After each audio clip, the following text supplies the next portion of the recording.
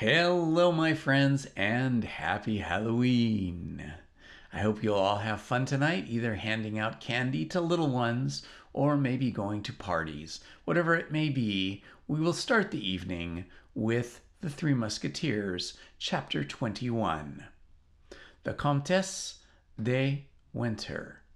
As they rode along, the Duke endeavored to draw from D'Artagnan not all that had happened, but what D'Artagnan himself knew.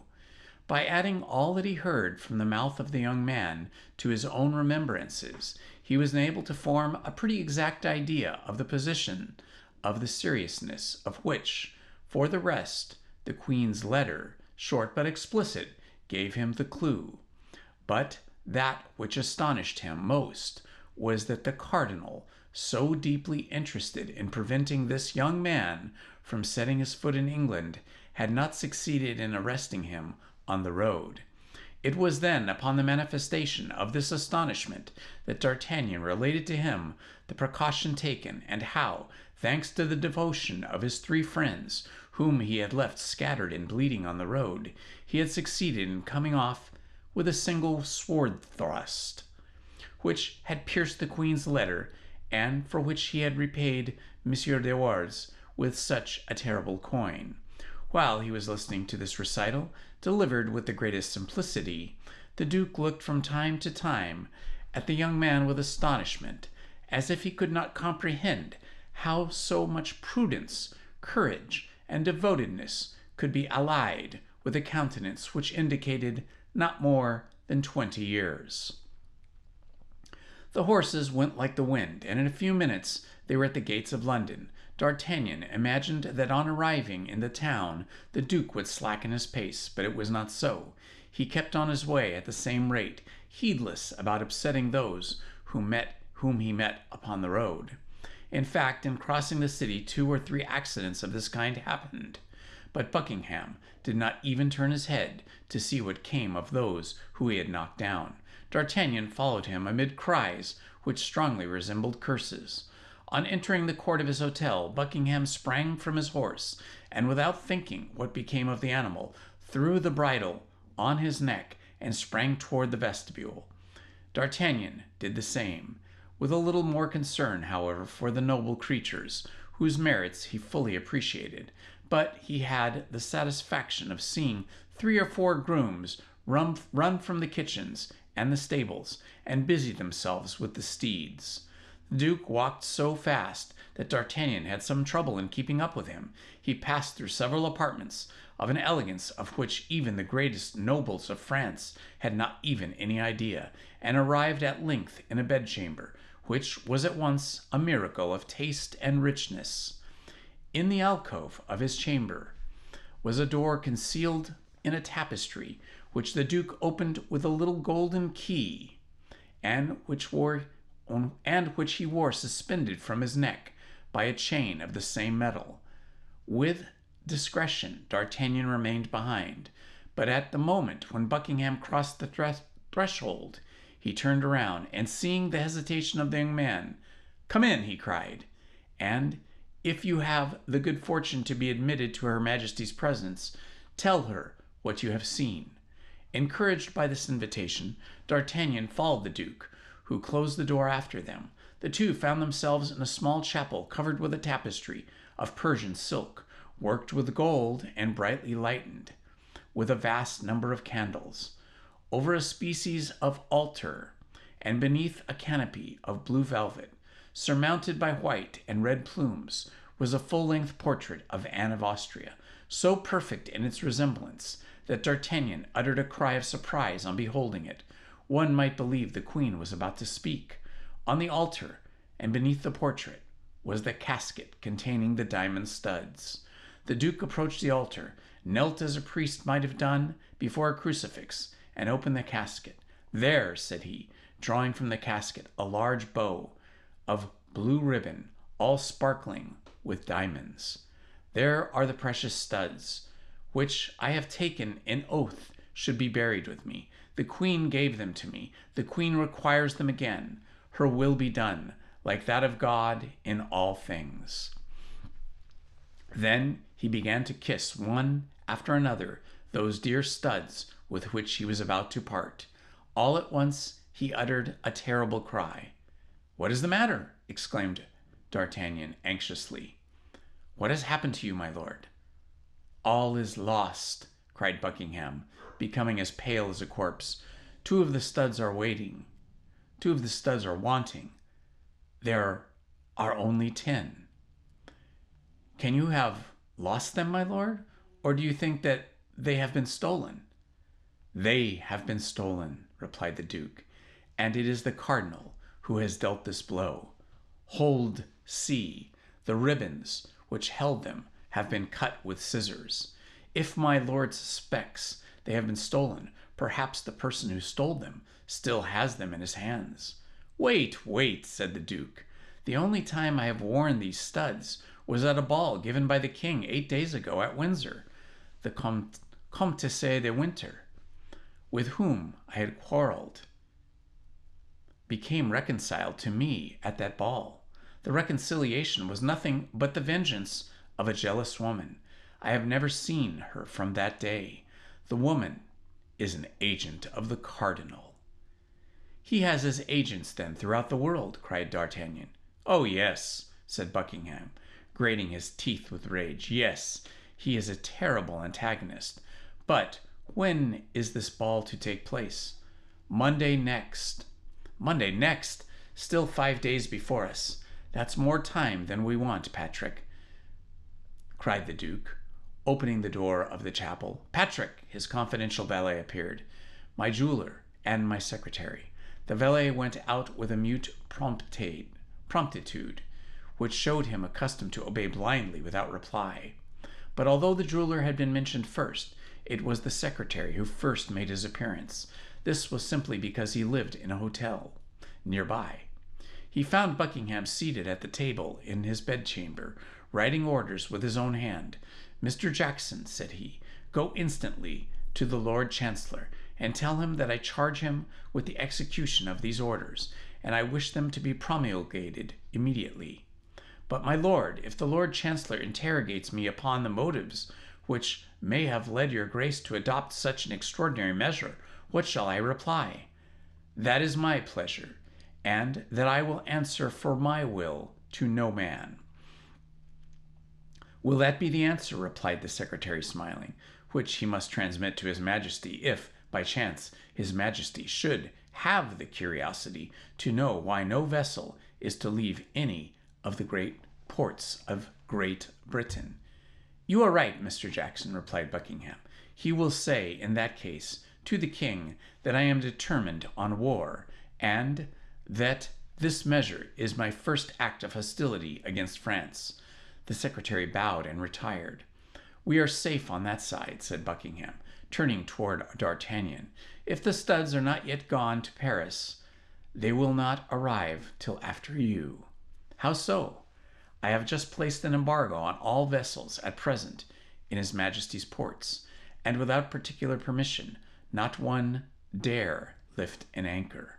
D'Artagnan looked with stupefaction at a man who thus employed the unlimited power with which he was clothed by the confidence of the king in the prosecution of his intrigues. Buckingham saw by the expression of the young man's face what was passing in his mind, and he smiled. "Yes," said he, "yes, Anne of Austria is my true queen. Upon a word from her, I would betray my country, I would betray my king, I would betray my God. She asked me not to send the Protestants of La Rochelle the assistance I promised them. I have not done so. I broke my word, it is true, but what signifies that? I obeyed my love, and I have not been richly paid for that obedience. It was to that obedience I owe her portrait." D'Artagnan was amazed to note by what fragile and unknown threads the destinies of nations and the lives of men are suspended. He was lost in these reflections when the goldsmith entered. He was an Irishman, one of the most skillful of his craft, and who himself confessed that he gained 100,000 livres a year by the Duke of Buckingham. "Mr. O'Reilly," said the Duke, leading him to the chapel. "Look at these diamond studs and tell me, what are they worth apiece?" The goldsmith cast a glance at the elegant manner in which they had been set, calculated one with another what the diamonds were worth, and, without hesitation, said, 1,500 pistoles each, my lord. How many days would it require to make 2 studs exactly like them? You see, there are 2 wanting. 8 days, my lord. I will give you 3,000 pistoles apiece, if I can have them by the day after tomorrow. My lord, they shall be yours. You are a jewel of a man, Mr. O'Reilly, but that is not all. These studs cannot be trusted to anybody. It must be done in the palace. Impossible, my lord. There is no one but myself that can execute them, and that I cannot tell the new from the old. I am the only one. How for thou? Therefore, my dear Mr. O'Reilly, you are my prisoner, and if you wish ever to leave my palace, you cannot. So make the best of it. Name to me such of your workmen as you need, and point out the tools they must bring. The goldsmith knew the Duke. He knew all objection would be useless, and instantly determined how to act. "May I be permitted to inform my wife?" said he. "Oh, you may even see her if you like, my dear Mr. O'Reilly. Your captivity shall be mild, be assured, and as every inconvenience deserves its indemnification, here is, in addition to the price of the studs, an order for 1,000 pistoles, to make you forget the annoyance I cause you." D'Artagnan could not get over the surprise created in him by this minister, who thus open-handed sported with these men's and millions. As to the goldsmith, he wrote to his wife, sending her the order for the 1,000 pistoles, and charging her to send him in exchange his most skillful apprentice, an assortment of diamonds of which he gave the names and the weights and the necessary tools. Buckingham conducted the goldsmith to the chamber destined for him, and which at the end of half an hour was transformed into a workshop. Then he placed a sentinel at each door, with an order to admit nobody upon any pretense but his valet de chambre, Patrick. He need not add that the goldsmith, Mr. O'Reilly, and his assistants were prohibited from going out under any pretext. This point settled, the Duke turned to D'Artagnan. "Now, my young friend," said he, "England is our own. What do you wish for? What do you desire?" "I bed, my lord, I bed," replied D'Artagnan. "At present, I confess that this is the thing I stand most in need of." Buckingham gave D'Artagnan a chamber adjoining his own. He wished to have the young man at hand, not that he had mistrusted him, but for the sake of having someone to whom he could constantly talk of the Queen. In 1 hour after, the ordinance was published in the London that no vessel bound for France should leave port, not even the packet boat with letters. In the eyes of everybody, this was a declaration of war between 2 kingdoms. On the day after tomorrow, by 11 o'clock, the 2 diamond studs were finished, and they were so completely imitated, so perfectly alike, that Buckingham could not tell the new ones from the old ones, and experts in such matters would have been deceived as he was. He immediately called D'Artagnan. "Here," said he to him, "are the diamond studs that you came to bring, and be my witness that I have done all that human power could do. Be satisfied, my lord, I will tell all that I have seen. But does your grace mean to give me the studs without the casket? The casket would encumber you. Besides, the casket is more the precious from me, being all that is left to me. You will say that I keep it. I will perform your commission, word for word, my lord."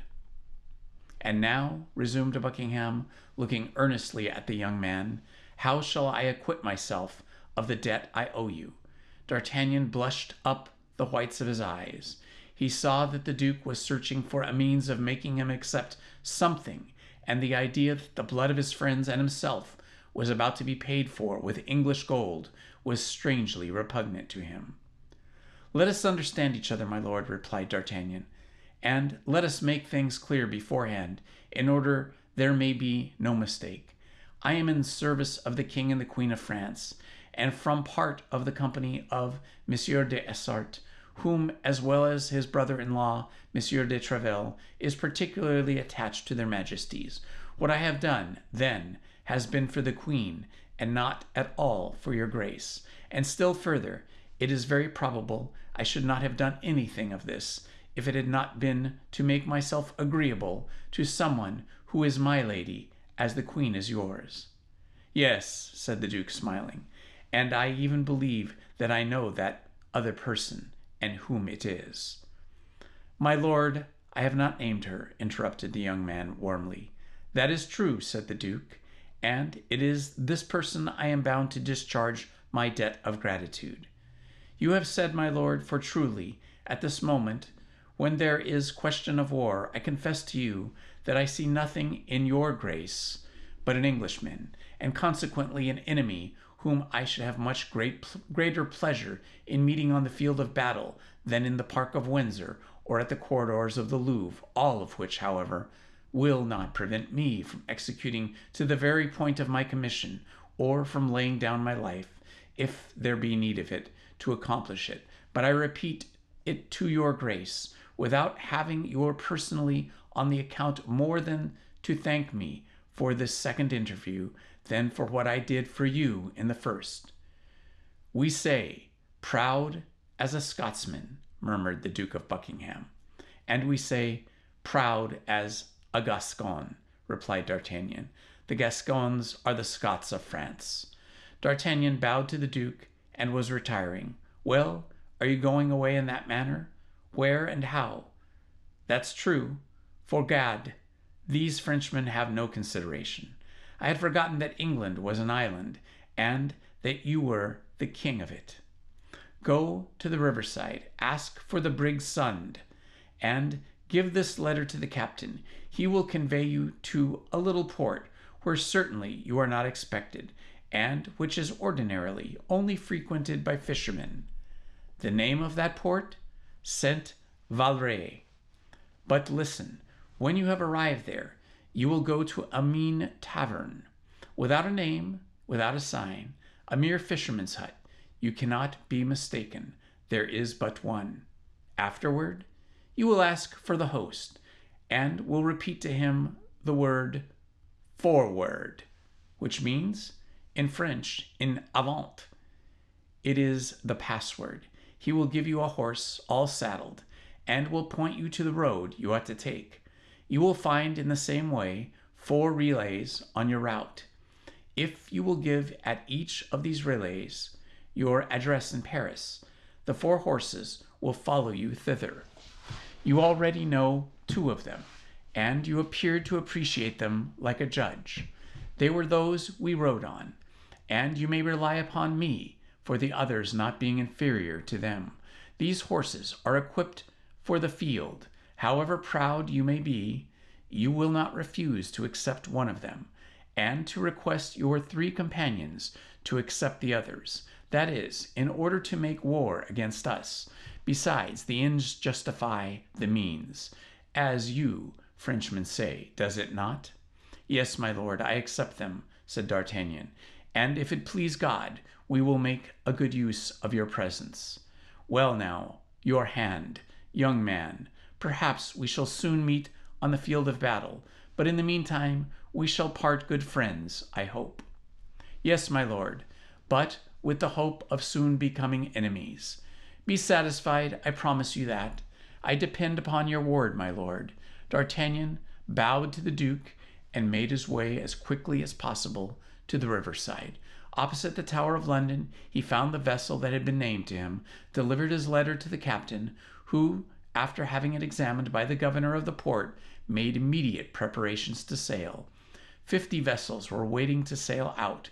Passing alongside one of them, D'Artagnan fancied he perceived on board it the woman of the Mung, the same woman whom the unknown gentleman had called Milady, and whom D'Artagnan had thought so handsome, but thanks to the current of the stream and the fair wind, his vessel passed so quickly that he had little more than a glimpse of her.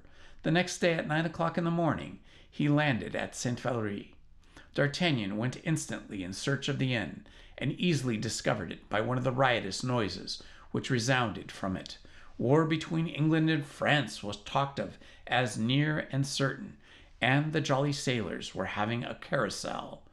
D'Artagnan made his way through the crowd, advanced towards the host, pronounced the word "Forward!" The host instantly made him a sign to follow, went out with him by a door which opened into a yard, led him to a stable where a saddled horse awaited him, and asked him if he stood in need of anything else. "I want to know the route I am to follow," said D'Artagnan. "Go from hence to Blangy, and from Blangy to Neufchâtel. At Neufchâtel, go to the Tavern of the Golden Harrow. Give the password to the landlord, and you will find, as you have here, a horse ready, saddled." "Have I anything to pay?" demanded D'Artagnan. "Everything is paid," replied the host, "and liberally. Begone, and may God guide you." "Amen," cried the young man, and set off at a full gallop. 4 hours later he was in Neufchâtel. He strictly followed the instructions he had received. As at Neufchâtel, as at Valery, he found a horse quite ready and awaiting him.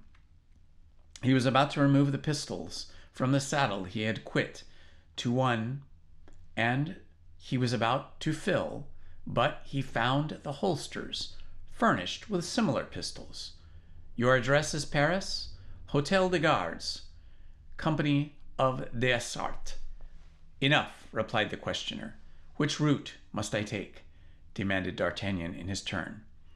"That of Rouen, but you will leave the city on your right. You must stop at a little village of Équus, in which there is but one tavern, the Shield of France.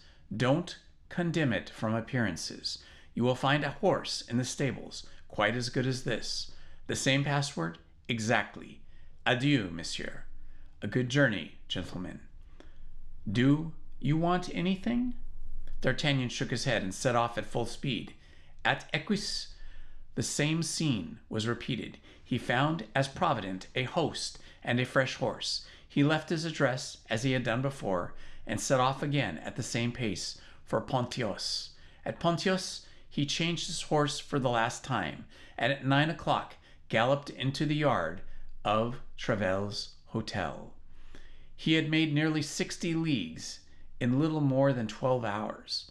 Monsieur de Trevel received him as if he had seen him that same morning, only when pressing his hand a little more warmly than usual, he informed him that the Company of Dessart was on duty at the Louvre, and he might repair at once to his post.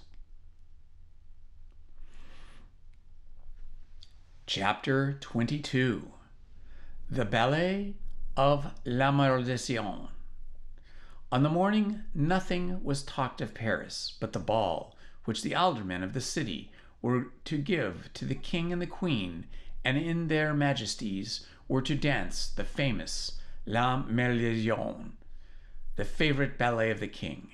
8 days had been occupied in preparations at the Hôtel de Ville for this important evening.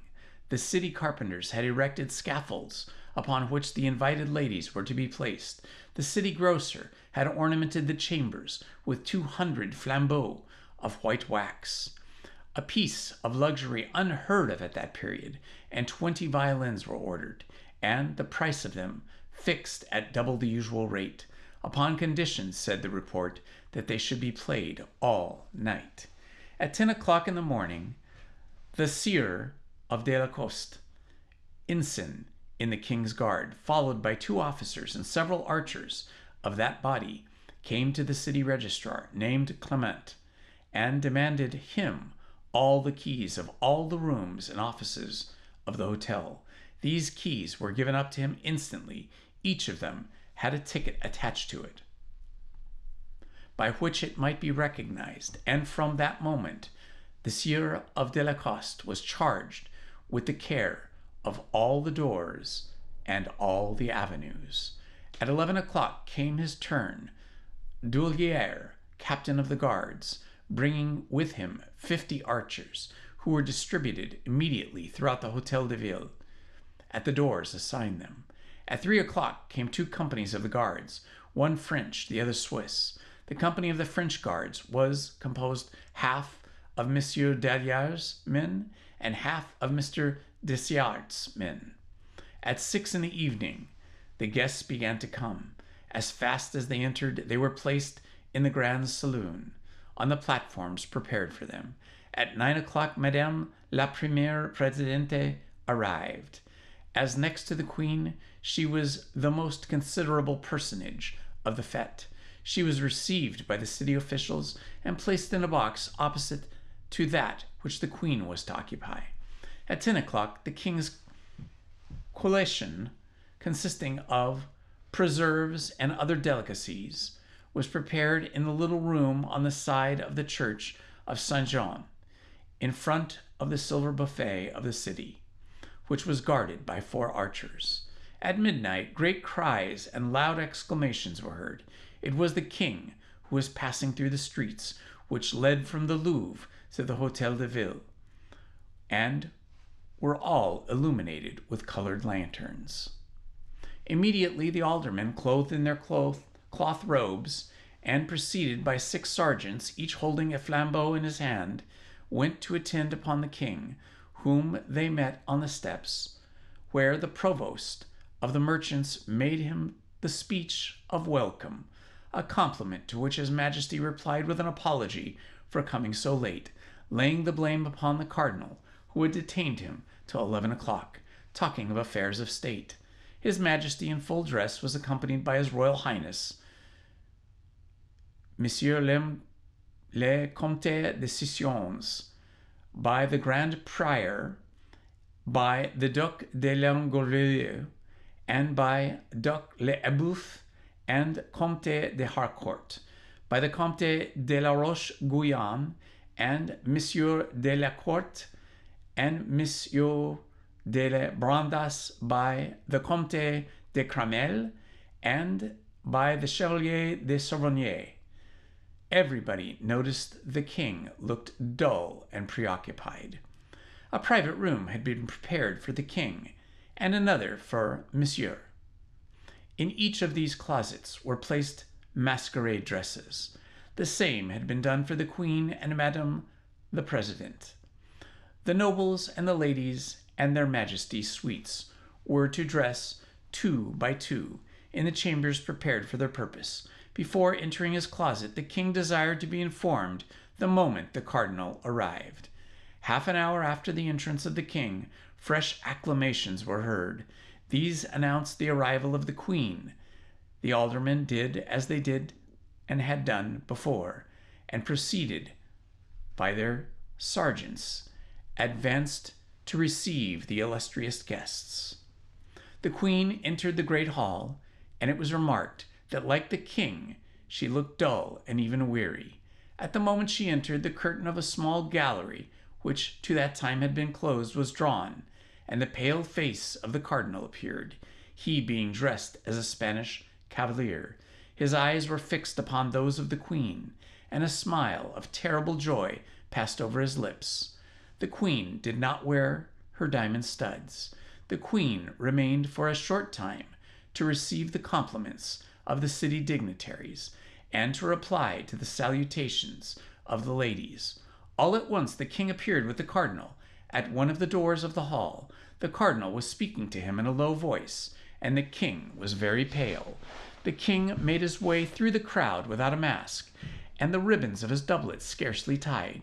He went straight to the queen, and in an altered voice said, "Why, madame, you have not thought proper to wear your diamond studs, when you know it would give me such gratification." The queen cast a glance around her, and saw the cardinal behind, with a diabolical smile upon his countenance. "Sire," replied the queen, with a faltering voice, "because in the midst of such a crowd as this, I feared some accident might happen to them." "And you were wrong, madame. If I made you that present, it was that you might adorn yourself therewith. I tell you that you were wrong." The voice of the king was tremulous with anger.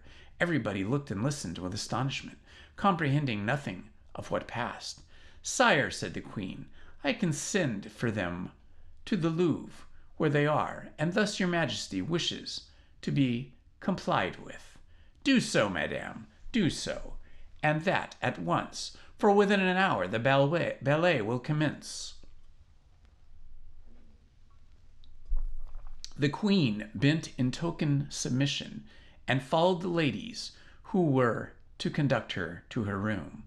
On his part, the king returned to his apartment. There was a moment of trouble and confusion in the assembly. Everybody had remarked that something had passed between the king and the queen. Both of them had spoken in very low voices, that everybody, out of respect, withdrew several steps, so that nobody heard anything.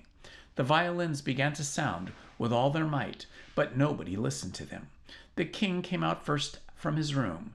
He was in a most elegant hunting costume, and Monsieur and the other nobles were dressed like him.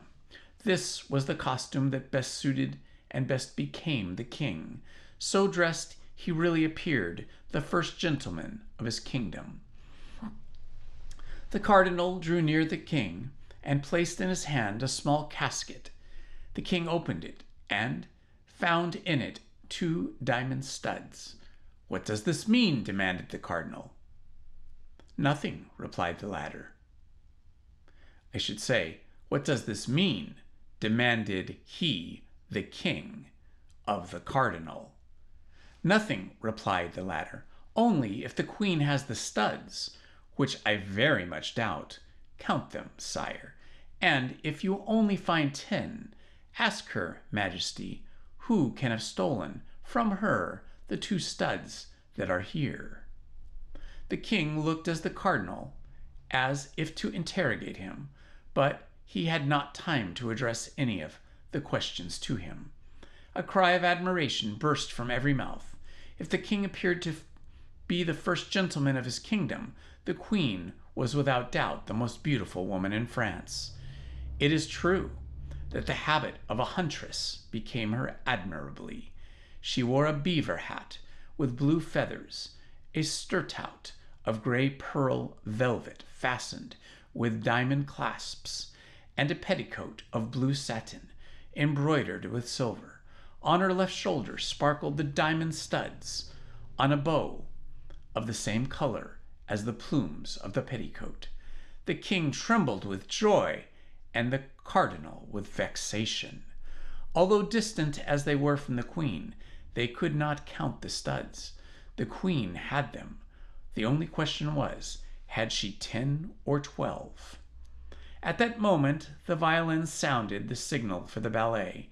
The king advanced towards Madame the President, with whom he was to dance, and His Highness Monseigneur with the queen. They took their places, and the ballet began. The king danced facing the queen, and every time he passed by her, he devoured with his eyes those studs of which he could not ascertain the number. A cold sweat covered the brow of the cardinal. The ballet lasted an hour and had 16 entrees. The ballet ended amid the applause of the whole assemblage, and everyone reconducted his lady to her place. But the king took advantage of the privilege he had of leaving his lady to advance eagerly toward the queen. "I thank you, madame," said he, "for the deference you have shown to my wishes, but I think you want 2 of the studs, and I bring them back to you." With these words, he held out to the queen the 2 studs the cardinal had given him. "How, sire?" cried the young queen, affecting surprise. "You are giving me, then, 2 more? I shall have 14. The fact that the king counted them, and 12 studs were all on her majesty's shoulder. The king called the cardinal. What does this mean, Monseigneur Cardinal? Asked the king in a severe tone. This means, sire, replied the cardinal, that I was desirous of presenting her majesty with these two studs, and not daring to offer them myself. I adopted this means of inducing her to accept them.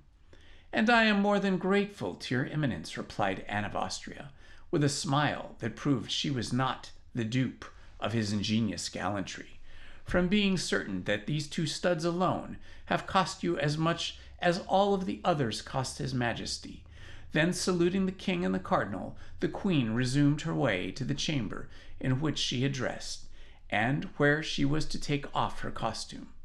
The attention which we have been obliged to give during the commencement of the chapter to the illustrious personages we have introduced into it has diverted us for an instant from him to whom Anne of Austria owed the extraordinary triumph she had obtained over the cardinal, and who, confounded, unknown, lost in the crowd, gathered at one of the doors, looked on at this scene, comprehensible only to four persons: the king, the queen, his eminence, and himself. The queen had just regained her chamber, and D'Artagnan was about to retire, when he felt his shoulder lightly touched. He turned and saw a young woman, who made him a sign to follow her. The face of the young woman was covered with a black velvet mask, but notwithstanding this precaution, which was in fact taken rather against others than against him, he at once recognized his unusual guide, the light and intelligent Madame Bonchenue. On the evening before, they had scarcely seen each other for a moment at the apartment of the Swiss guard, Germain, whither D'Artagnan had sent for her. The haste which the young woman was to convey to the queen the excellent news of the happy return of her messenger prevented the two lovers from exchanging more than a few words. D'Artagnan, therefore, followed Madame Bonchenue, moved by a double sentiment, love and curiosity, all the way in the proportion as the corridors became more deserted. D'Artagnan wished to stop the young woman, seize her, and gaze upon her, were it only for a minute. But, quick as a bird, she glided between his hands, and, when he wished to speak to her, her finger placed upon her mouth, with a little imperative gesture, full of grace, reminded him that he was under the command of a power which he must blindly obey, and which forbade him even to make the slightest complaint. At length, after winding about a minute or two, Madame Bonchenue opened the door of a closet, which was entirely dark, and led D'Artagnan into it. There she made a fresh sign of silence, and opened a second door concealed by a tapestry. The opening of this door disclosed a brilliant light, and she disappeared. D'Artagnan remained for a moment motionless, asking himself where he could be, but soon a ray of light which penetrated through the chamber, together with the warm and perfumed air which reached from the same aperture the conversation of two of three ladies. In a language at once respectful and refined, the word majesty, several times repeated, indicated clearly that he was in a closet attached to the queen's apartment. The young man waited in comparative darkness and listened. The queen appeared cheerful and happy, which seemed to astonish the persons who surrounded her, and who were accustomed to see her almost always sad and full of care. The queen attributed this joyous feeling to the beauty of the fete, to the pleasure she had experienced in the ballet, and as to not permissible to contradict a queen, whether she smile or weep, everybody expatiated on the gallantry of the aldermen of the city of Paris. Although D'Artagnan did not allow the queen, he soon distinguished her voice from the others. At first, by a slightly foreign accent, and next by a tone of domination naturally impressed upon all royal words, he heard her approach and withdraw from a partially open door, and twice, or three times even, saw the shadow of a person intercept the light. At length, a hand and an arm, surpassingly beautiful in their form and whiteness, glided through the tapestry. D'Artagnan at once comprehended that this was his recompense. He cast himself upon his knees, seized the hand, and touched it respectfully with his lips. The hand was withdrawn, leaving in his an object which he perceived to be a ring. The door immediately closed, and D'Artagnan found himself again in complete obscurity. D'Artagnan placed the ring on his finger and again waited. It was evident that all was not over yet. After the reward of his devotion and of his love was to come.